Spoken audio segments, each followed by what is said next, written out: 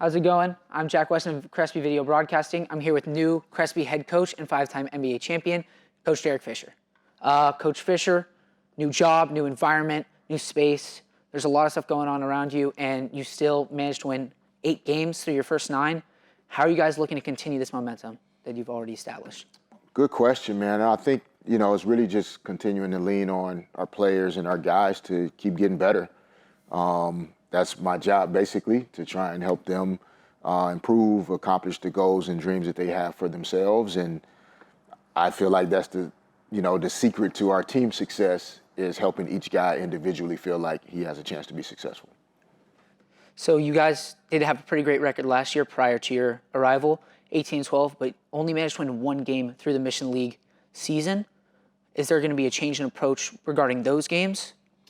I'm not sure about change in approach. I think, even though I wasn't here last year, I'm sure the guys took those games very seriously. And, from what I was able to review, a lot of those games were really close and hard-fought games.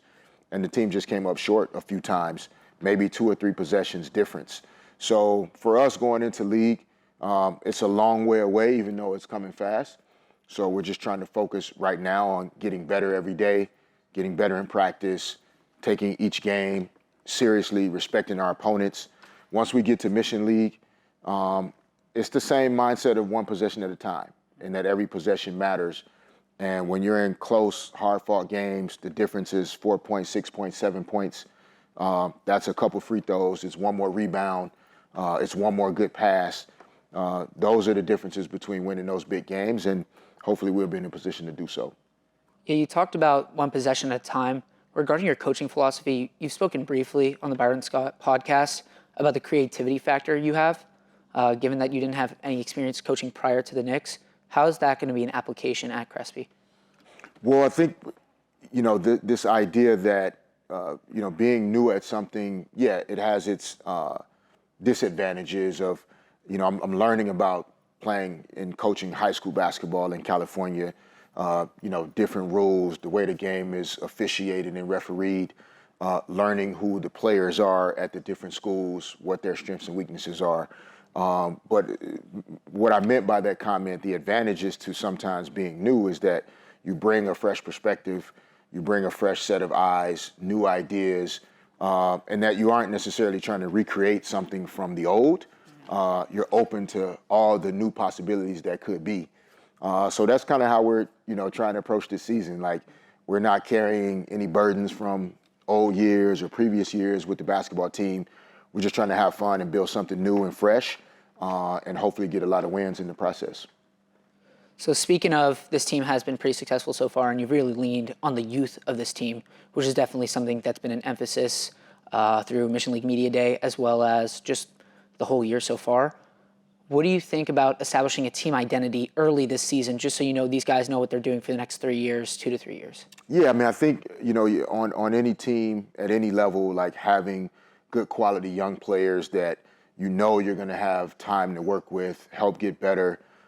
Those are key components of your culture, organizational or team. But what's equally important, maybe even more, is having high-quality upperclassmen, seniors and juniors, guys that have lived some life a little bit in high school, had some experiences that also are your leaders in the locker room. They're helping your young players understand what it means to be a little more mature, to know what life is like in high school. You've played some basketball against really good high school players before, and you can help mentor some of the younger guys. And so we're fortunate here at Crespi that we have several seniors that don't always get great opportunity on the court, but they're still great people, still leaders in the locker room. They still come to practice every day and work extremely hard. And that's also important to your team culture.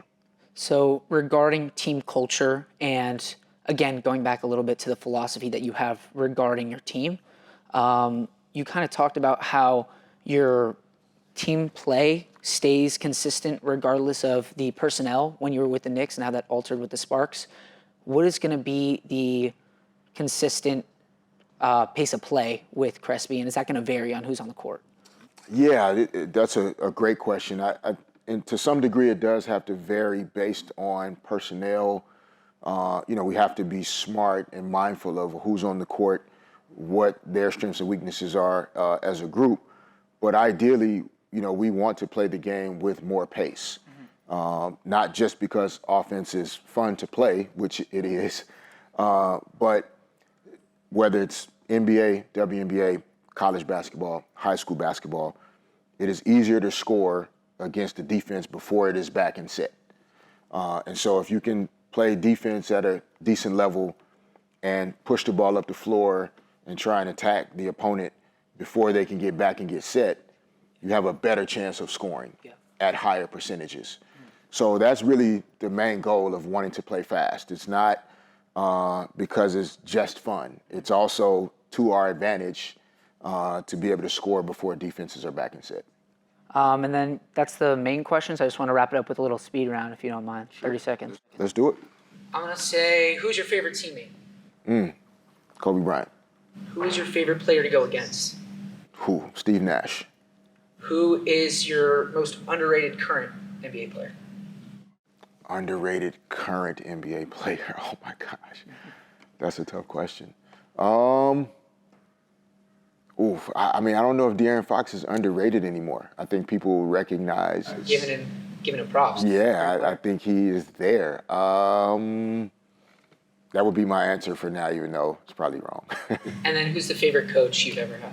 Who's your favorite coach? My favorite coach is Phil Jackson by far, not just because of what we accomplished on the court, but he helped in a lot of other ways as well. So Phil gets my top vote. All right. I appreciate your time. Thank you. Appreciate you, Jack. Thanks, man.